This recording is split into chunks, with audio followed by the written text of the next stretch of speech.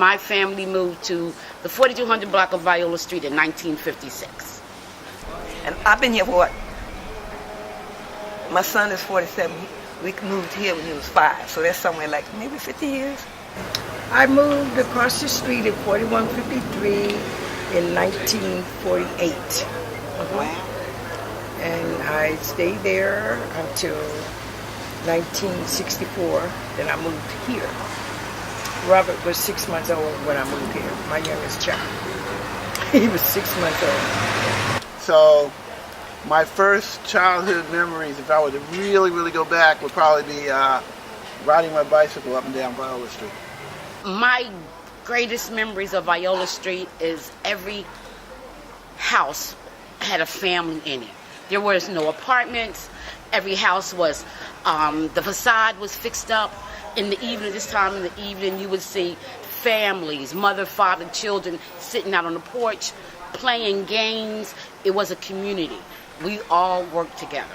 A lot of it. We had an old man around, he passed on.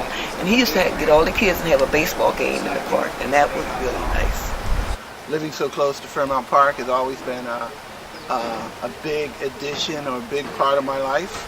That used to be our playground when we were kids. The Memorial Hall, when I used to go over there and swim in the pool. Yeah. And the Memorial Hall, we used to go play ping pong. We used to go and play the basketball. We used to swim in the 16 feet of water. That was my memory of Memorial Hall and Kelly Pools when they had the bleachers in the 16 feet of water. You know, that was our memory. Yes. And when was that? It was in the early 70s, I think in the 80s. I was a crossing guard for 16 years, right up here, 41st and Girard. That's what I retired from. And because I know back in the day, we had a lady across the street, Miss Hunter, God bless her. She was like they called her the Daily News because she took care of everything. And my son used to say all the time before I got home from work, do I have to listen to Miss Hunter? Because if she see him doing something wrong, she would correct him. And it was nice. It was nice like that because people looked out for each other. It was very nice. If he brought his bike out, he wasn't supposed to bring nothing out with wheels on it to make him take it back in the house. Something like that. And that was so nice. I thought. So we've seen people move out. We've seen buildings fall into disrepair, and we've seen buildings come down. But I think you can see that the transition is the cycle's moving upward now. We're coming out of those bad times. I think it really was a bad idea really to tear the houses down and stuff because it made the value of the houses really go down. I came here and the lady asked me, said, do you want that house? I said, yeah, I want that house. The house is falling apart. But I took the house anyway. And you could standing in the living room, you could see the sky and the floors and was caving in and all that kind of stuff. But I worked on it, and now I'm living in that same house 30-something years ago, or maybe more. And it's been a change. It's been a change, but now it's getting back to where it was. And I'm proud of that. We had some neighbors who stayed with it. They hung on and they anchored our neighborhood. Our neighbors like Miss Johnson and Miss Naomi and Miss Wright and the Williams.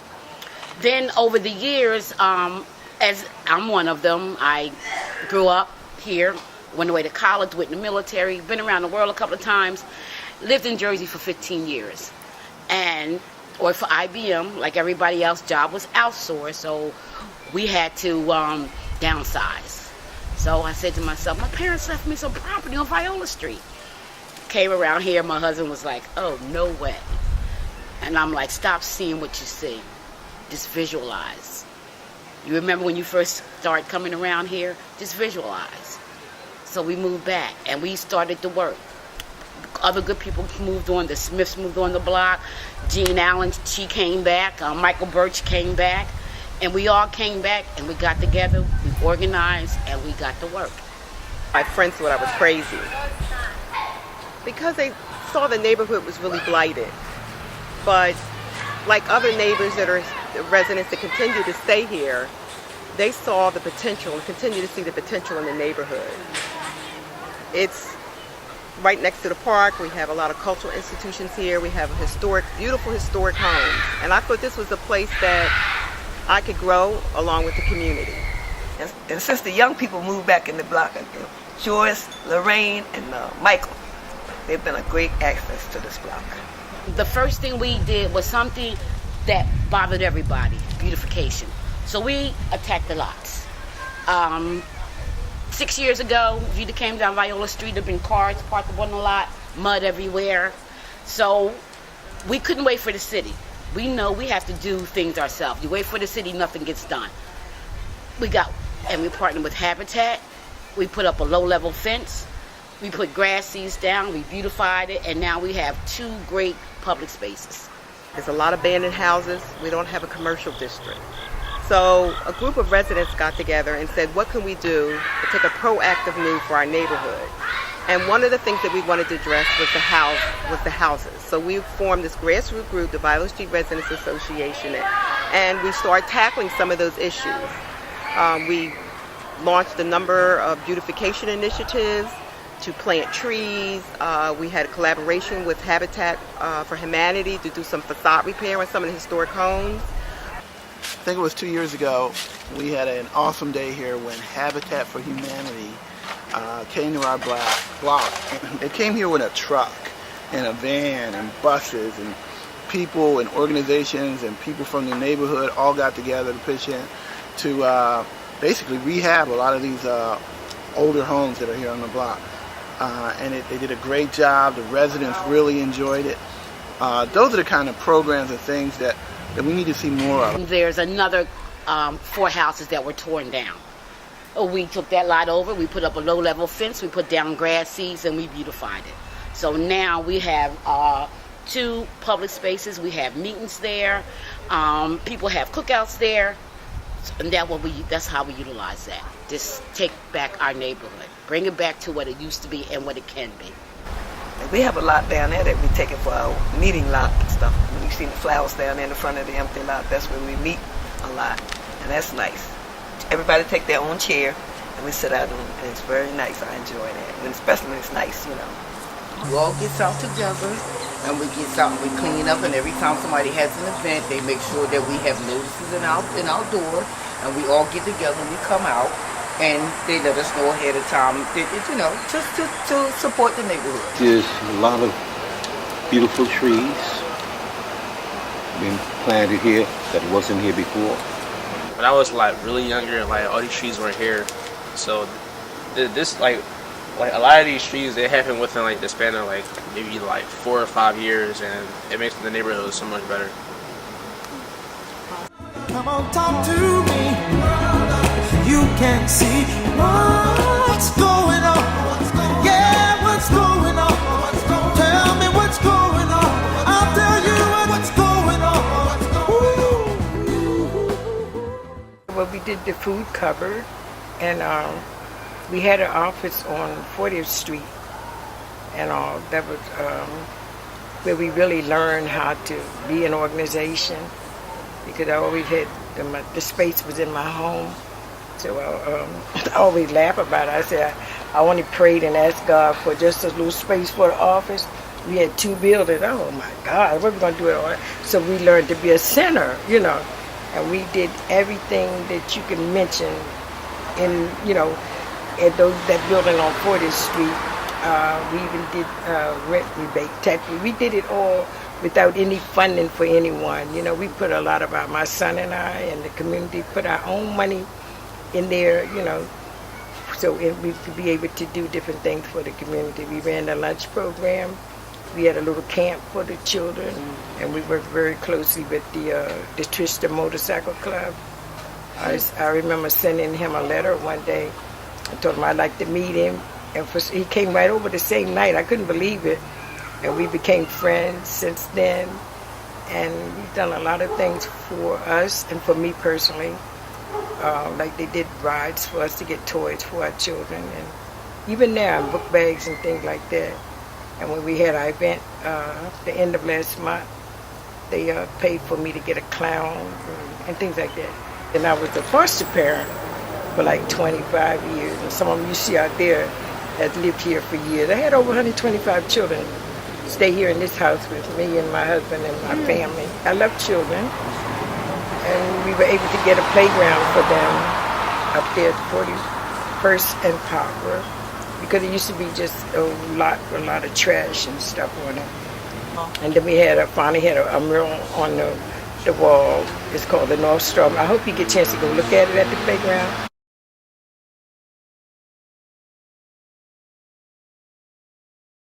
We come this far by faith, leaning on the Lord.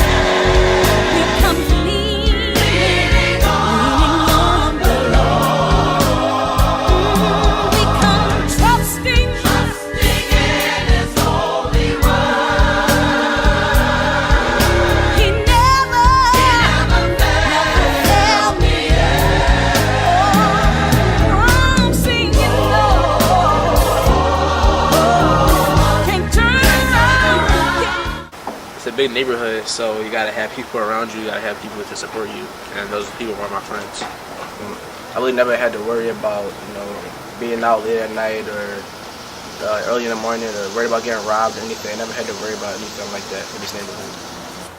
Well, I think everybody around here is like family or so. So if any problem happen around here, so they usually all get involved together. One of my favorite memories is all the block parties. Something that kind of happens on this block every winter is we have really bad snowstorms, and then everyone comes outside to show their pathways. But then there's people who gotta still go places and they try to shell out their cars, and they have a hard time shelling out their cars, and then they gotta ask someone in the youth to help them out, and then maybe they get paid a couple dollars here and there. That's something that's cool growing up in this neighborhood. So where I came from, I've been through a lot of fighting and getting beat up, and up here I feel more myself, because it's more like I can do what I want to do. Where I was at, I couldn't do it. I was being stalked by certain people in the neighborhood. When they moves into the neighborhood and we walks out and we welcome them to the neighborhood and lets them know that they're in a very good neighborhood and they don't have to worry about anything. And the biggest feature on Viola Street is our garden. We have one of the oldest gardens in the city of Philadelphia. That garden has been up since 1969. It's a group of neighbors. We all have plots. We all grow differently. I chose to use raised beds. Tomatoes. This year, my greens didn't do too good. The bugs. Good. And I don't like to put that insecticide on it. And I have eggplants down in there. And the squirrels ate up my corn. So I have peppers, green peppers. And really, because I picked all the string beans. I had a nice lot of string beans.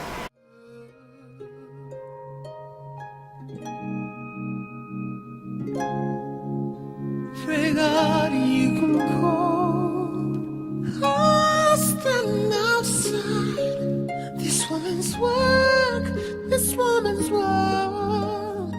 Ooh, it's hard. We grow our vegetables. When I have extras, I'll take them over to the First African Presbyterian Church for their food bank. So we try to take care of each other around here. What's going on? Yeah, what's going on? I think they can take some of the abandoned lots, probably build homes, take some of them and stuff, put benches and stuff. For when people come outside, they don't want to sit on their porch. This way they can go over to the abandoned lot and they can sit on the benches. And then have lights and everything around and stuff, for when it get dark.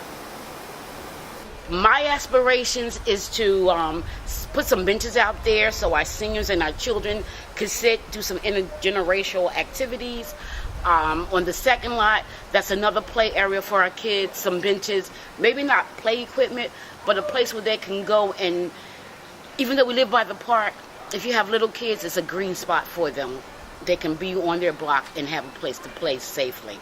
Some of them they need to either put homes there, or either put a store or a dollar store or a laundromat. So don't be so far people walk to a store or so far go to a laundromat. I don't have no vehicle. You could just like add in a few things, like to make it feel like a park more than just a vacant lot. Well, during the summertime, I would like really to see them put, like, you know, swings, benches, things like in that manner for the kids, so that they won't be out in the street. You know, they don't have to worry about, you know what I mean, cars skiing or braking. I mean, because the kids will be safe. They'll be in a lot. Well, I do carpenter work, but I can't do it by myself. We have a fundraiser going on now to get sidewalks in front of the lots because we can't walk on our sidewalk. Our seniors, and that's me, I can't walk down the sidewalk. I have to walk in the street or I will fall. They're so bad in front of the houses where people don't live. So we're trying to raise money up. We have some neighbors said we can get the equipment. They'll help us do the work. So that's our biggest project. So donate when you come to the 24th. We have a lot of cats. If anybody want to come around and adopt a few, feel welcome. Come on, talk to me. You can see what's going on. Yeah, what's going on. I think most of all these people that live on this block, all of them own their home. We don't want to see people taxed out of the area. Most of them want to give their homes and stuff when they pass away. They're going to give their homes and stuff to their grandchildren and great-great-grandchildren. So they're going to keep the home ownership in their family. Because they get offers and stuff every day. They've been getting offers and stuff for years. People being displaced is always a fear. So sure, we're concerned about that. We need to be concerned about it. Our long-term residents deserve to stay here, and we're going to work on that to make sure that that happens. We know in the future that this neighborhood has a lot of potential, and there may be a lot of people looking at our neighborhood. But we want to keep housing here affordable. And one of the ways we could do that is the community land trust. So that's a vision we have. And that was part of when we did our community design plan. It's to beautify the neighborhood, but we want to make sure that residents that want to remain here can stay here. And people of similar incomes can continue to move into this neighborhood maybe 10 or 15 years from now. I like to do scattered site community land trust because we have so many abandoned properties in the neighborhood that just needs to be fixed up and the families can move in. The other thing that we're promoting is more money into the Housing Trust Fund, because the Housing Trust Fund is not only to increase affordable housing, but it's also for basic systems repair, so people can repair their houses. Lots of times people don't want to move out of their house, but they just can't afford the repair. If you live on Viola Street, and trust me, all my neighbors know, pay your taxes and your water bill. They have programs in place now. Get on them. If you're a senior, apply for the senior tax freeze, the senior water plan, the senior gas bill and electric bill, but pay your taxes. You have any issues, any problems, please come see me. I love this block. I love this block. And the reason why I stay, I got the best neighbors ever. In Philadelphia, this is the best part of the city ever.